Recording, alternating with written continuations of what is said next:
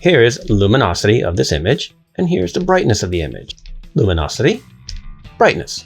Okay, so what's the difference and why? Let's start with luminosity. The first thing I want you to notice is that the luminosity of the image will look an awful lot like the original image. Turn it off with the original underneath, you notice how similar they are. That is by design. Luminosity represents what the human eye perceives on screen. This is why it looks so similar to the original, because we're supposed to see it that way. That's our perceived brightness, if you will. Our brightness, on the other hand, is literal data. Where does that data come from? It becomes really clear when we use a color chart and not an actual photo of something or someone.